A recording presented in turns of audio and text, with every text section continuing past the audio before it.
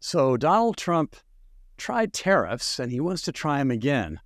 Should American workers cheer about that? And, of course, California Democrats also want to help workers. They're doing it by raising the minimum wage for fast food establishments. How's that going to work out? And have the enemies of big government found a new ally in RFK Jr.? We're going to talk about these things and more on Independent Outlook. Welcome, everybody. My name is Graham Walker, coming to you today from the Independent Institute in Oakland, California.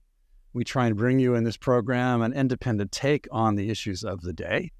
And I am delighted to be joined in this effort today by my two colleagues. Let me begin with Williamson Evers. Dr. Williamson Evers is the director of our Center on Educational Excellence. Thanks for joining us, Bill. Thank you, Graham. And also by my other colleague, Phillip Magness, who is the David J. Thoreau Chair in Political Economy and a Senior Fellow here at Independent Institute. Welcome, Phil. Happy to be here. It's great to talk with both of you, and I think we have a lot of great friends who tune into our program and want to get the latest what we think about some of these things. In particular, let's start with this question about tariffs. So former President Donald Trump, now candidate, has been talking up tariffs. When his previous run in 2016, he talked up tariffs. He was going to defend the American worker. He raised tariffs, which was really the first experiment in tariff raising in the U.S. on any scale for quite a while. How did that work out, Phil? And what should we think about Donald Trump's advocacy of tariffs to protect the American worker? Well, his track record is not so great. As you mentioned, Donald Trump's first term was the first major turn toward raising tariffs and engaging in protectionism more broadly since 1930. So quite a bit of time since we've had an overt protectionist in office. And he's running again on trying to revive that record. But during his first term, his stated goal was to reverse the trade imbalance of the United States, which is kind of like this statistical relic of accounting of goods that cross borders. And any economist will look at this and tell you basically it's an illusory measure of asserting that, you want more exports than imports. Well, something has to pay for those exports, so something else is coming back in. And it's basically only like looking at half of your accounting sheet when you try to target policies. And it doesn't, things like financial services and so forth are not going to be reflected in. Exactly. I mean, money has to pay for goods that are purchased. So it's like only looking at half the balance sheet. And Trump stated that it was his objective to reverse the trade imbalance and make exports exceed imports. And he failed basically at this, didn't accomplish anything near it, quite the opposite, that the supposed trade imbalance basically goes the other direction. He also claimed that he was doing these tariff measures to supposedly save or revitalize American manufacturing, and the data simply doesn't seem to be there. Quite the opposite of it. It turns out that like all of his stated policy goals and objectives for putting tariffs in the first place were not met, and in fact end up being based on economic fallacy. So here he's coming back campaigning for a second term. Where I'm really concerned about this, though, is during the first term, even though Trump was a protectionist, and even though Trump had certain advisors that were saying, yes, we need tariffs on everything, he was counterbalanced by some of the more free market voices on the Council of Economic Advisors that were involved in the administration. Unfortunately, right now, Trump is signaling his second term that his primary economic advisors are going to be, quite frankly, I'll call them economic crackpots. These are people that are throwbacks to 19th century protectionist theory, like Robert Lighthizer, Orrin Cass, some of these characters that are claiming they've revived and rediscovered this lost tradition from the 18th and 19th century of how to do economic policy. And I look at this, I kind of liken it to, this would be like the medical profession appointing an advisor who still subscribe to leeches as the way to deal with diseases, leeches and bloodletting. I mean, these theories were discarded for good reason because they were discredited. They were lost theories, and they should stay lost, except the historian. Exactly. Well, now, what if someone responds to you, though, and says, Phil, well, yeah, maybe it wasn't all great, but at least it reinforced and got us a bunch of new manufacturing jobs in Youngstown, Ohio, and similar places. Is that true? Right, well, there's the classic seen versus unseen phenomenon that happens in all of these tariff situations and protectionism in general. I mean, the policy is always, well, we're going to get new jobs in this one very specific industry. We'll say the steel industry. Steel has been seeking protectionism basically since 1789 to yesterday. It's the great theme of American history. And the idea here is, we put tariffs on steel, we prop it up. There's two effects that are happening there. First, we ask the question, does it actually work? Does it save the steel industry? I'd urge anyone who thinks that the tariffs have saved the steel industry to look at what's going on in the steel industry in the United States right now. The major companies that invested all of their energies into the politics of attaining tariffs still faltered. U.S. Steel is basically went for sale to foreign investors. Before that, Bethlehem Steel was the major giant in the early 2000s, and it faltered as well after investing all of its efforts in securing tariffs. So one, they don't work.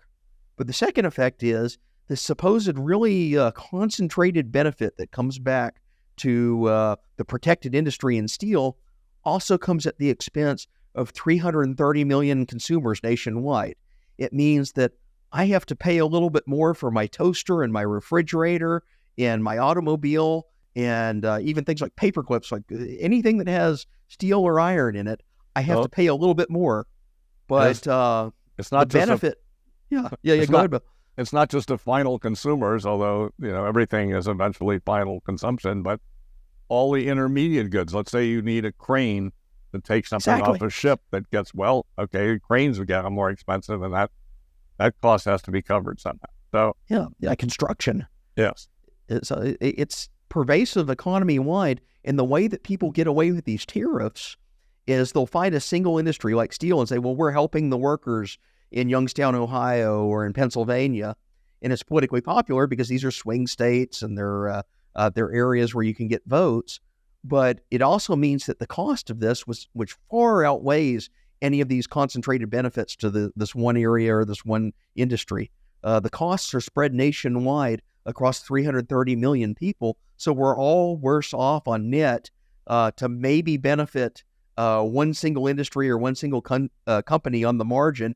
And those benefits turn out to actually not all be that effective based on the practice that we've seen in the last few years. So you're saying that, first of all, these higher tariffs that are industry specific are really political hot potatoes that people fight over politically to try and get. But if they get them, it really doesn't do much because not many jobs are kept, many are lost, and then everyone pays more, including the workers who are supposed to be helped. Have I got that right? That's basically it. It's a spiral to the bottom. Right. Which, the last time we tried this was 1930. It was the attempt to insulate the American economy from the Great Depression and the stock market crash. Everyone descended on Washington and said, protect our industry, we'll weather the Depression. And it turns out they're basically undermining each other. And you had this the spiral down to the bottom that destroyed world trade. And everyone's worse off. It wasn't just the United States that was doing this in the late 20s and early 30s. Hungary was protecting itself against Yugoslavia, and Czechoslovakia was protecting itself against Hungary, and Poland was protecting itself against all those countries and so forth. So instead of free-flowing international trade that we had in the late 19th century, we had all these locked-in economies, and they couldn't, capital flows, labor, nothing could balance the problem areas because they were all crashing everywhere. So, but Phil, someone might say, at least we should try and get rid of this terrible trade deficit and run a trade surplus, right? And I think you are, from what you said a minute ago, you weren't too impressed with that argument either. Explain that why again. Right. It's basically an accounting illusion. This notion that if you have a trade surplus, more goods are going out of the country than are coming in terms of imports. Well, if you're sending your goods out abroad, something has to be coming back in payment for it. This is just basic accounting. We don't just disperse goods across the world for free. And if we're not getting traded goods in return, it's other types of payments that are coming in return, and vice versa. If we're importing more than we export, yes, we're sending payment out abroad. So basically what happens is these protectionists, they focus only on the balance of trade. So goods and services across the border. They intentionally exclude all sorts of other financial instruments. And if you expand the accounting to include all of those other financial instruments, Then it's it's balanced. basically, it's by definition, it's balanced. Because if I give something, you give me something in return. It's just like any transaction. If I were to walk across the street and buy a hamburger at McDonald's, I pay them, they give me a hamburger in return. I don't have a trade deficit to McDonald's anymore. That's a good analogy. I would want to point out that our senior fellow, Ben Powell, has recently published an op-ed on the subject of Trump's tariff policy. It's available on our own website, independent.org. Worth a look. I was especially struck by what Ben said about the politics of this, because Ben pointed out that it's bad economics, but apparently a successful political ploy for Trump and others who advocate higher tariffs. But it's puzzling because the only reason it could be a successful political move would be if voters hearing their claims about tariffs don't understand what tariffs have and will actually do. Doesn't that depend upon, the political success depends upon voter ignorance, am I right? Yes, basically, and I'd say this is true of a lot of policies. Politicians offer that they promise ponies and unicorns and rainbows and wealth and abundance for everything that they're going to do. And the tariff protectionists have basically turned this into an art form. It says, we'll save this industry and we'll deliver jobs. And they may point to a very small number of tangible jobs at this one factory that otherwise would have gone under. And they'll put that all over their advertisements and their marketing campaign. But the reality is the cost that we're paying to save that one factory is higher prices on everybody. And you have to think about it, like if you account for all those other higher prices, how many other jobs in other industries were never created simply because money was diverted into paying the expense of this bad policy. So I do want to say one additional point, that this shouldn't all be laid on Donald Trump, even though I think everything that's been said has been accurate here. But the Biden administration has kept on all the trade restrictions on China that Trump put in. So, absolutely. And if you look across the Trump policies, Biden has been regularly repealing this, that, and the other thing. Mostly Trump's good policies he's been repealing. And here's a counterproductive one, and he's clung to it. That's exactly it. And they wild. Wrapped it in this national security narrative about China's the enemy, they're the economic threat. Here's another analogy to throw out here. When we go to war with countries, we tend to blockade those countries. And so that's the oldest economic tool in the diplomacy book. Why would we blockade ourselves from goods coming in from China or from other countries? It's like a self-defeating policy by definition. Right. Well, it seems to me that politicians are almost always tempted in this direction. I mean, we mentioned Trump, you mentioned Biden. It's certainly true of the Democrats who run the state of California and the legislature and the executive there. It's always the goal to help the workers and make the economy better. Latest thing in California is a number of new laws came into force on April 1, but they weren't April Fool's jokes. One of them was the new California fast food law, which I think is a 25% raise in the fast food employee hourly rate. And so it's supposed to help the fast food workers. Right. But then it also had some exceptions. I mean, there was a bit of a distraction at first because it turned out that legislation here in California was going to raise the minimum wage on these fast food chains, except for ones that had in-house bakeries. And lo and behold, Panera has in-house bakeries. And lo and behold, Panera happened to be owned by a big supporter of Governor Newsom. Anyway, apparently Panera has backed out of that exception anyways. But it just leaves the basic question, will California workers be better off by raising the minimum wage in fast food by 25%? And by the way, amazingly, the front page lead story on the Los Angeles Times was, this may backfire. Right. The LA Times warns that? Yes, which is remarkable. I mean, their internal economics in the story, of course, is all scrambled. But Phil will explain the economics of this and how, as Professor Murray Rothbard used to say, minimum wage laws are compulsory unemployment laws. Basically, yeah. Hey, Yeah. but if I have a job, at In-N-Out Burger and my pay is going to go up by 25%, I like that, don't I, Phil? Well, that's how it's pitched to workers. That's how it's pitched to the public to try to get them on board. We'll put in this floor of the minimum wage, and people will get paid more. And it's just like magic that it's supposed to happen this way. Well, it turns out economics don't play out in the way that politicians promise. What you see in cases of a minimum wage is somebody actually has to pay for that extra boost in pay. It doesn't just magically appear out of thin air or from the will of politicians, nor is it something that they're always saying greedy companies profit too much. They're going to take their profits and redivert them to the workers. Well, what always happens whenever there's a minimum wage that's put into place, it's basically a forcing of the transaction of labor at a higher price than the market has actually arrived on through just basic exchange and competition and supply and demand. So you are imposing an external constraint on the level that you can actually pay and hire people. And what always happens whenever there's a minimum wage, and this is especially true in jobs like in the service industry, so fast food's the classic example, jobs that are kind of at the margin, entry-level jobs that have lower incomes are the first that start to feel these effects. When you raise the minimum wage, companies start to do two things. One, they'll try to pass on some of that price on to consumers as much as they can. So you'll start seeing... But they can't do it all that much because otherwise they would have raised the prices earlier. Already. Yeah.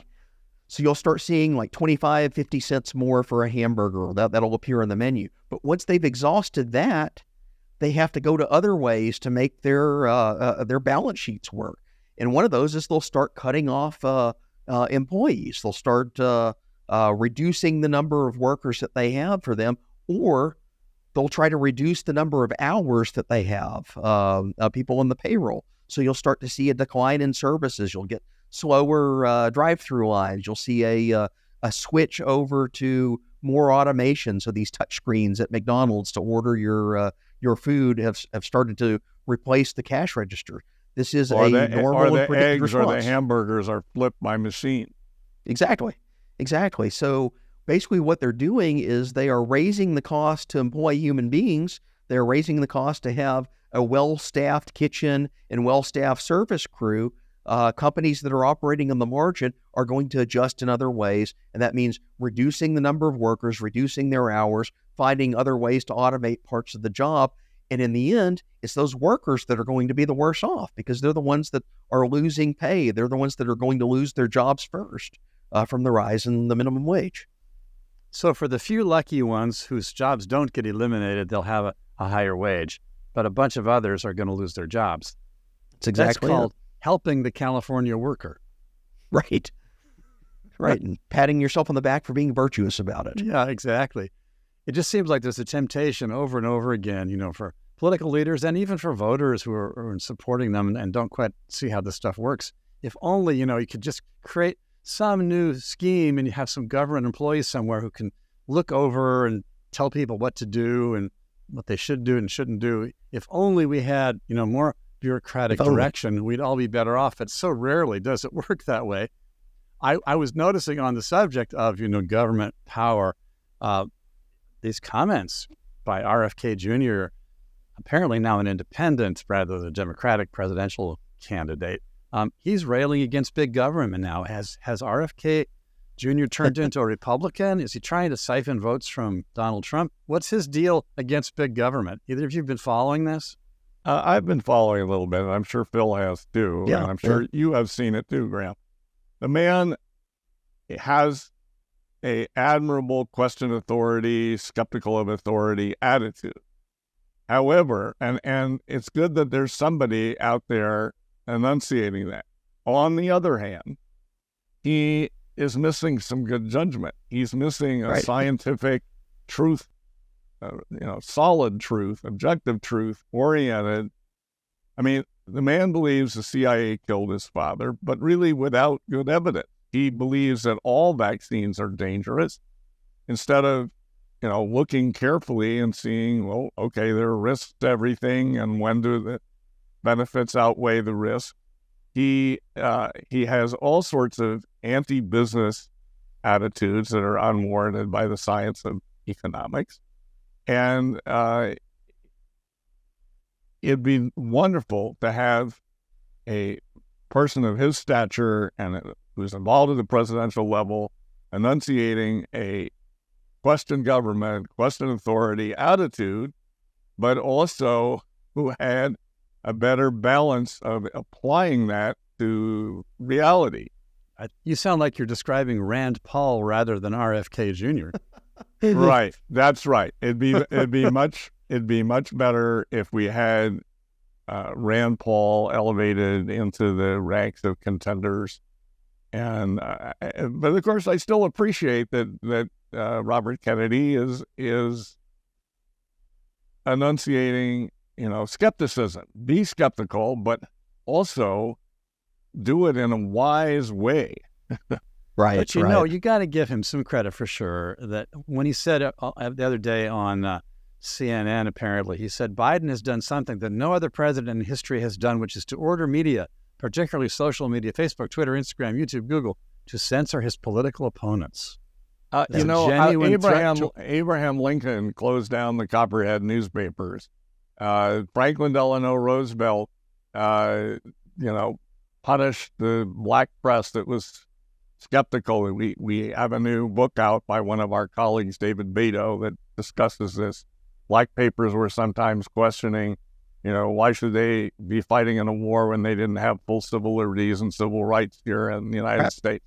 Crush that, said FDR. And I could go on and on, whether it's Thomas Jefferson going after Aaron Burr, or whatever it is, that presidents have misused their office often, even people who were on balance good presidents. Absolutely. So it's excellent that he's pointing out and highlighting the bad things that Biden has done to civil liberties, and including interfering in the elections by trying to crush opponents and by politicizing the internet and the social media. But it's historically not true that this is a brand new phenomenon. So now, Bill Evers, Obama, yes, Obama he went did, after right. the journalists. right? So Bill, are you now on record as saying that on balance Biden is a good president? I don't think that was the proper inference. Okay. Because actually I don't think he is on balance a good president. Oh, okay. I just wanted to be clear on that point. But your point is that RFK Jr. is complaining about something that's worth complaining about, yes, even though it's routinely an error routinely. I think he's right to point out the gravity and extent and scope of what the Biden people are doing, and it's in some new areas. And the brazenness of it. The brazenness. They've been outright saying we need to suppress "quote unquote" misinformation. Right. And it sounds like we're in Canada or some other horrible country. You laugh. This is chronically what third world countries do to suppress they put in fake news laws, they put in controls and monitoring of the social media, and that's what the Biden people are trying to do. And we have to hope, if Trump is the new president, that the temptation doesn't occur to him to do some of the same stuff. He will experience the temptation. Even though he's been a major victim of it. Yeah. Right. Well, speaking of Biden administration efforts to restrict some liberties, what's this thing I'm hearing about a new red flag center having to do with gun ownership? Can either of you tell me what that's about?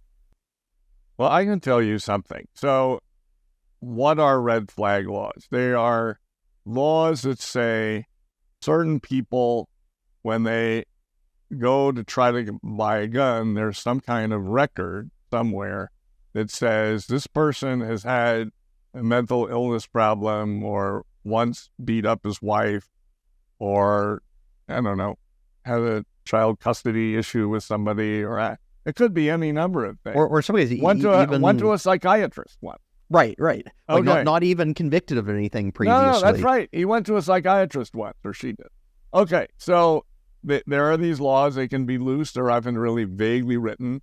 and they gather up information and they apply it to your ability to purchase a gun, have access to firearms. So what has the Biden administration done? Without a basis in congressional statute, without Congress authorizing it, he has had the Justice Department under Merrick Garland, who's already shown some bad judgment, to run this thing that scoops up and gathers together all sorts of things from attorneys and probation officers and judges and psychiatrists and social workers and whatever. They're all putting in and they're all getting out some of this information. So it's a terrible thing for both privacy and Second Amendment rights and rights to keep and bear arms.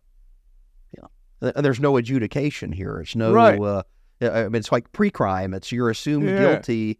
It's it's like a horrible movie where they anticipate what you're going to do and punish you for it beforehand. That's right. Yeah, and in non-transparent ways, you don't have a way to really contest the claims made against you. There's no way to mete out whether if you really dislike someone and you file a false claim against them and say that they did all these horrible things, and that gets entered into the red flag system, then suddenly their rights are intruded upon, and they've never even been convicted of anything in court. So I have to give some credit to Congressman Thomas Massie because he caught on to this. They kind of buried it. So, we've been having this fight between the president and House Republicans and the Senate Democrats over the budget and getting a spending bill passed. So once they had the spending bill, then they slipped this in to the news that they are doing this, okay? So nobody held up the spending bill to say, no, we can't spend any of this money on this. They were very careful to get all their money and then announced, we're going to use some of this discretionary money that's buried in the Justice Department. Right. So anyway, Massie has been on this, and I commend him for fighting for it. He's generally quite good on many, many things.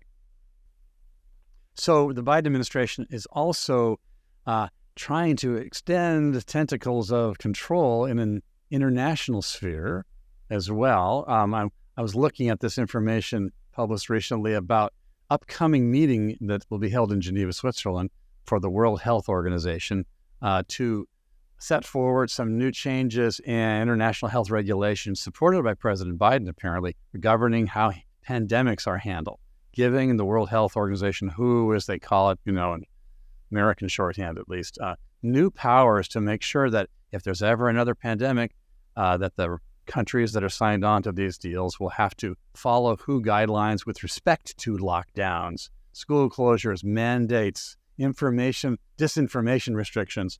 It seems like on the international level, the World Health Organization is trying to set the stage for the next pandemic so that they'll experience less resistance when these things are tried again. This is really worrying me. Absolutely. I mean, the discussion we should be having is how do we investigate the WHO to figure out what they screwed up about COVID-19? And I'd say that they are responsible for quite a few of the missteps that we have, maybe even responsible for some of the origins of the virus, in the sense that they really kind of covered up for major mistakes and attempts to hide this outbreak that occurred in China. They were politically subservient to it. Like the real question we should be having right now is not should we give the WHO more power, but should we even consider disbanding or major overhauls to this agency that seems to have really botched the last pandemic. They adopted a strategy that was based on unsound science, this notion of pushing lockdowns worldwide. Lockdowns had basically zero empirical effect, as we suspected at the time, and as we now know. They promoted basically these fringe coronavirus models that were premised on bad computer analytics, bad statistics, to justify this worldwide response of a very heavy-handed government, almost unprecedented in human history. And it didn't do any of the things that the WHO or the supporters of lockdowns promised they were going to do. It didn't stem the tide of the virus, but it did cause all sorts of external harms from basically shutting down the world for the better part of a year. So I'd liken it to this is akin to a town revising its fire prevention plan and going and hiring the 6 arsonists that are in prison to devise the thing. The WHO itself is complicit in the problems and the failures of the last pandemic. Why would we give it more power to do even more of the same in a future pandemic? Bill, you don't understand. As the COVID inquiry in Great Britain is pointing out, the problem was not that they didn't follow the science or that they didn't allow us our civil liberties and our freedoms of movement and so forth. That wasn't the problem. The problem was that according to this COVID inquiry and according to the WHO, World Health Organization, we didn't sooner crack down on people and more extensively crack down. We didn't lock and down more enough. harshly lock down and more thoroughly knock down and lock down, and clearly that we didn't do it a month earlier or a month and a half earlier. That is the only question. Wow. As far as these health bureaucrats and politicians are concerned, almost no one at a high level is actually considering the science. Now, journalists, believe it or not, admit more or less now that the school closures were completely counterproductive, that the social distancing didn't work and wasn't really based on anything. But as far as the policymakers are concerned, hey, we didn't get enough power and we didn't use whatever we had, we didn't use toughly enough. Yeah. Well, they're the ones that have the most egg on their face because they're the ones that advocated this strategy, even countermanding their previous pandemic response documents from as recent as 2019. They did a complete reversal in embracing this lockdown strategy. And now it's kind of like the sunk cost fallacy. They're going to plow straight ahead into it. We need this treaty to lock down even harder. It's like the Soviet Union failed because it wasn't Marxist enough. It's the same style of argument. It is. It is exactly the same style of argument. And you're exactly right, that in order to cover up, in a sense, their failure on this, they're doubling down. I would like to point out that 2 of our senior scholars who are affiliated with the Independent Institute, Steve Hankey and Scott Atlas, have recently published a very important research paper, extensive, really, called COVID Lessons Learned, a retrospective after 4 years. It's available on our website, independent.org. If you find this piece on COVID Lessons Learned, it's a very sober and evidence-based analysis. Evidence-minded. It's very fair-minded, and this is the kind of thing that actually is available, but is apparently not going to be considered at WHO's meeting next month in Geneva. Let's talk about education. And of course, we're lucky to have our education specialist, Williamson Evers, with us for the purpose. Excuse me, but Phil is also an education specialist. Oh, you're right. Different elements in education. You both That's right. We have different concentrations, but I Bill knows plenty on this subject. All right, okay, so good. We've got 2 people. So, Bill, what's the latest? I mean, you told me the other day there's a new push for bilingual education. I thought that's already been tried and rejected. Well, there's 2 things that are going on. Obviously, we're getting some retrospectives on the COVID situation. I'll say something about that. And then we're having a lot of migrants pour over the United States border and scattered across the United States. Originally, they were mostly in Arizona, California, and Texas, but now there are tens of thousands of them in other places. So let me first just say a little bit about the post-COVID. Obviously, we still have COVID with us, but post-serious pandemic time. So they're looking back now, and there have been a number of excellent studies showing how many years of learning were lost and how difficult it is, to catch the kids up. And I think the fair answer is certainly for the public school kids, the majority of them that were hurt by this, they're never going to catch up. So this is going to be a lost opportunities foregone opportunities for these kids. They'll never catch up. They'll have deficiencies going into college. The college kids will have deficiencies in their later workforce life. There'll be gaps that they should have had, at least familiarity with these topics that they never really got, because for most kids, the online learning didn't work. for 10, 15%, it was a blessing. They could move at their own speed. They were savvy at this, and it was just a wonderful thing. But for the rest of the kids, it was a tragedy. They couldn't focus well. They couldn't get good feedback from their teachers. It wasn't the moral theater of the classroom where they were rivalrous with their other students and trying to please the teacher and so forth. So all the advantages of the brick and mortar schools were just lost for this several years. And one of the things that's been lost is attendance. So it's hard to learn something in a school setting if you're not there. And, Right.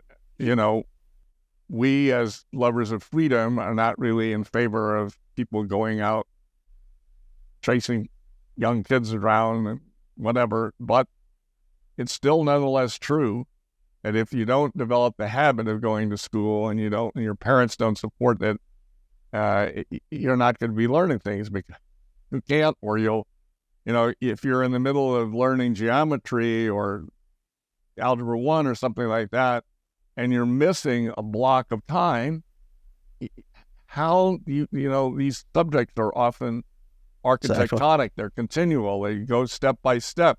In science, if you skip Avogadro's number, well, man, what are you going to do? You just don't know what's going on. So the problem is that this is now chronic, large-scale absenteeism developed out of the habit being broken.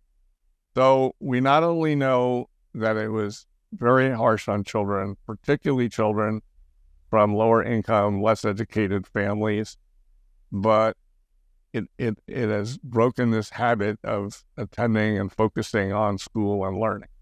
So then let's switch to the immigration issue. So we have all these children coming in. Of course, it's going to bollocks up the data because, we'd like to see kids gaining, the cohorts of kids improving over time. Well, we're bringing in a lot of children, some of them who missed a year of schooling getting to the United States, okay, but they also come in, many of them, certainly not all, some are quite well educated, but many of them are not well educated. And then they're coming in with a new language, so the school system has to adjust to that.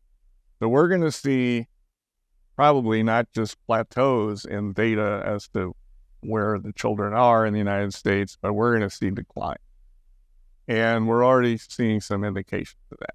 Now, of course, these school districts are now in a panic. They have Somalis, they have Haitians, they have Guatemalans, they have all kinds of Chinese, Vietnamese, they have all kinds of people coming in. And they've lost something that we learned 20 years ago, and that was that a thing called transitional bilingual education, which means you teach the kid in his home language up until about the 7th grade, and then you begin to phase in English, okay? This is what's generally thought of as bilingual education. Doesn't work. It's a permanent poverty trap. They never become truly fluent in English. It's just a disaster. Okay, so you limit their exposure to English at the time when they're young Right. and most able to absorb Right, when it. they're most receptive.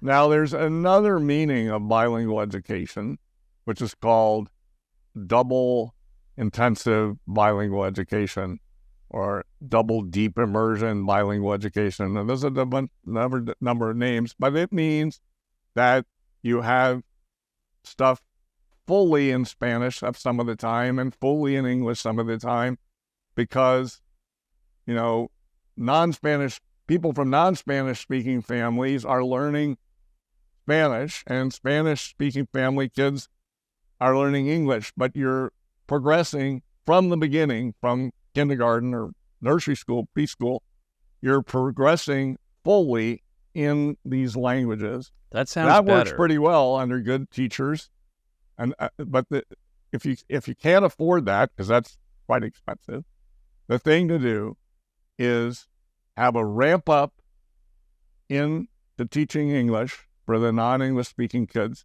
and then put them in deep immersion English. Okay, if you're not going to have double deep immersion, you give them some prep and some special attention, and then you put them in deep immersion in English. That's what works. These school districts, and this is Los Angeles, this is Chicago, this is all over the country. They've forgotten, if they ever really learned it, that this was a failure, and they're going to do it again. And if they do it, it's going to be a failure again. And too bad for the children. Yeah, that's a shame. Wow. That's amazing. Immersion really works. I mean, I know from my own experience, although later in life, I was living in Geneva, Switzerland for a year studying, and, it was complete immersion almost. And my French got way better than it ever would have been out of necessity. And children are even more adaptable. Children, especially up until they're 9 years old, they are deep sponges of this, and that's partly why the wait till 7th grade thing is crazy. You have to catch them while they're young, okay? And also if they're going to learn, I mean, there are a few people that can pick up accentless English later on in life, but most people are like Henry Kissinger, okay? Does he still sound like a German trying to speak English? Yeah. Yes, he does fine, but but the point is, you can pick it up accentless at a young age. Yes, you can. Yeah. I want to come back to just a point you made at the beginning of this conversation about education and habits of attendance and so forth, Bill. You pointed out that, we want to preserve people's freedom and so forth. Right. But I think, the underlying fact here is that adults deserve full-fledged liberty. Right. But children in their formative stages, and all of us have gone through that because we're human. We need to be in situations, school and home and otherwise. We need guidance. Guidance, exactly. That's right. Where habits can be formed. Good habits can be formed. That's right. And during that habit-forming phase is not the time for full-fledged universal liberty. It's the time for children to be formed by their parents and schools and communities. Right. So Aristotle and many other philosophers have pointed out, including a few German ones, that virtue is a habit. Virtue is a self-discipline into following certain courses of action on a regular basis. And also, children are living as, they're not only in the custody of their parents, but they're living as guests in their parents' premises. And so if the parents, as I think they generally do, want their kids to be educated so they can succeed in life, the kids should be going along with that and not way to school, skipping off with some other kids to do some non-school thing. So, on the other hand, there are truancy things that are they can be really way draconian. out of hand, and I agree. Jailing parents because a kid didn't go to school. There's many excesses in life that we want to avoid. So absolutely. So that's right. An adult has greater freedom.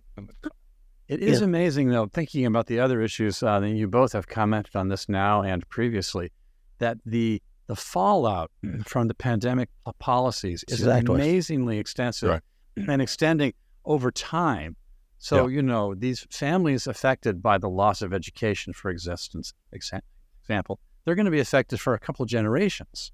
It's really tragic. And people who have lower education will have lower incomes, which means they won't have as good health care, which means they won't have as good health. So in the name of health, we've actually harmed health. Over the long term, we basically spent 2 years encouraging this habit. Well, don't go to school. Maybe if you log in on Zoom and you get a couple of minutes of lesson a day because your schools are closed. So it was an active policy decision to keep students out of the schools. And we can go back to historical examples and look at other areas when education has suddenly halted. Right. We know about this. Teachers strike. Prolonged teacher strike. We know about other things where there's been an interruption, as Phil's saying, and we know there's a learning loss. And the amazing thing in this case is that the teachers' unions pushed for extended Absolutely. lockdowns and close-offs of education. And now it's coming back to bite them because they're going to have lowered attendance, and the money that goes to schools depends on attendance. Right. And so they did it to themselves as well as to the student. But Absolutely. But Phil, let me just put this question back at you. This is sort of devil's advocate, but I mean, couldn't somebody say, well, at the, early in the pandemic, years, nobody really knew what was going on, so we had to be utterly draconian. No one knew anything about this stuff, right, Phil? Well, there was great uncertainty early in the pandemic, but we also had previous experiences and previous plans in place. It wasn't like suddenly a virus appeared out of nowhere and we had never encountered this before in human history. We had a century of scientific research and epidemiology that said these tactics do not work. Locking society down does not work. They tried it in the Spanish flu epidemic in 1918. Right. As and they again, found an airborne virus. Yeah, very similar characteristics in the sense that it's easily caught airborne virus. And you can go back and look at the data. Cities that tried quarantines or mass lockdowns, or I think the most draconian example is they looked at military bases, because this is in the middle of World War I, and they found out that military bases that locked everyone in the barracks did no better than the military bases that were wide open. Wow. Right. So there's no difference between the two. We know that this policy eventually just does the not virus gets through. Exactly. So we went kind of back to this old medieval strategy of superstition that if we lock everybody down because there was high uncertainty, and it was also premised on these models, these epidemiology models, that they were like hard-coded in to find the result that they wanted, which was lockdowns. So it's like, if I pre-program the model to say that lockdowns will save lives, I shouldn't be shocked that that's the result the model gives me. But then if you compare it to reality and it's not performing, it's time to discard that model. And we never did that. Exactly. Although it could have done. I mean, early on, you and some Absolutely. of your colleagues in epidemiology and so forth talked about these issues and pointed out that focused sequestering, focused quarantine for most vulnerable groups would have been appropriate. Absolutely. But whereas, of course, eventually, old people in nursing homes die eventually. They're not in nursing homes for no reason. I would also just point out that really, even though we had supposedly unknown things January to March or something like that, by that time, we were realizing that some places were not locking down and were doing fine. Yeah, And the so Sweden example. everything that happened after, say, I give them a little leeway, January through March. After that, it was asinine what they kept doing. Right. Yeah, 2 weeks to flatten the curve. Power mad and asinine. Absolutely. Yeah, I think, one of the lessons learned to me in very simple terms is that there's something to be said for the basic outlook that when in doubt, don't turn to more government power. Right. Whereas the opposite point of view seems to be discredited over and over again, which is if there's any possible excuse for more government control, go for it. That's proved ill pretty much over and over again. So we're going to wind never this let down. a crisis go to waste. Yeah, that. So we're going to wind this down. I'd like to give each of you opportunity to make one last comment on any subject you think is worthwhile. Phil, I'll probably start with you in a minute. You probably have some final thoughts you'd like to share with our friends. Yeah, I think summarizing several of the themes of this episode is don't look to the failed policies of the past as a solution to things in the present.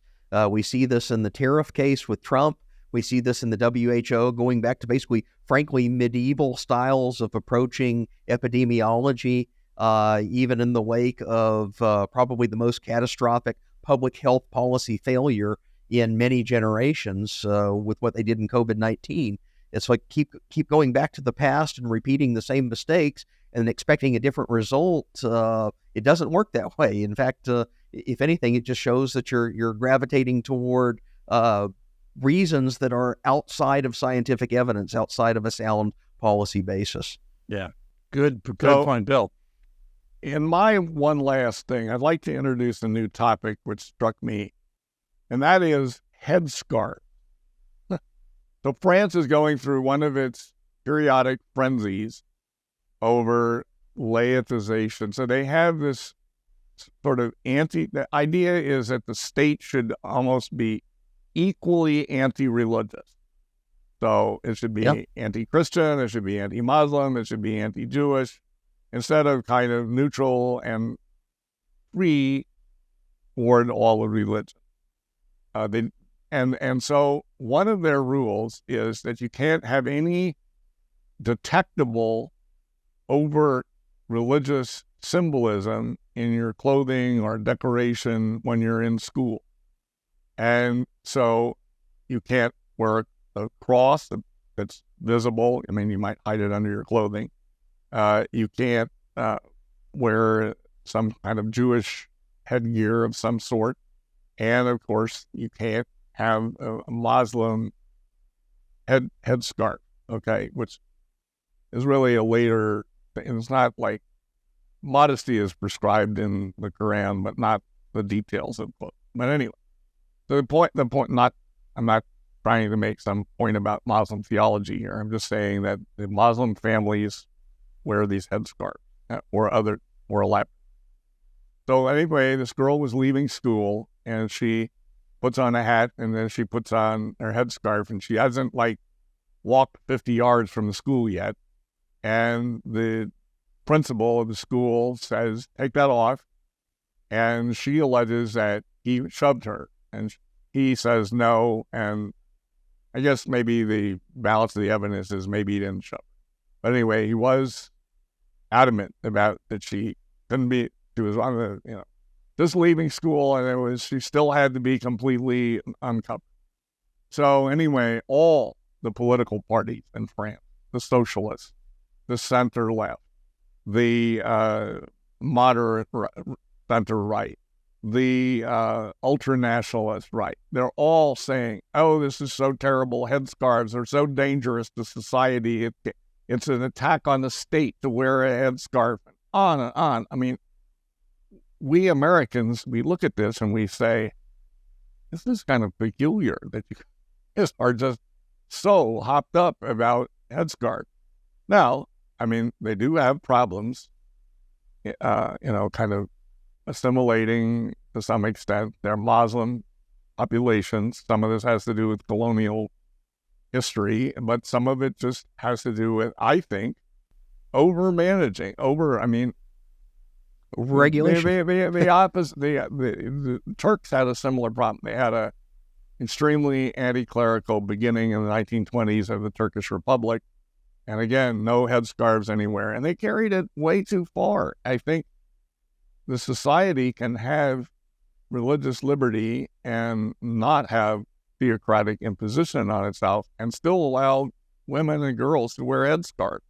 Anyway, it's interesting to see France, who all of this time makes fun of the United States, just turning itself into in knots and going crazy over it. That's my final thought. Okay, needless knots. Thank you very much, Bill Evers. I appreciate both of you joining in on Independent Outlook today. Williamson Evers, Phillip Magness. I remind our friends far and wide, you can find a lot of interesting resources on these and other topics at our website, independent.org. And I hope you'll all join us again on the next episode of Independent Outlook. Take care, everybody. Bye-bye.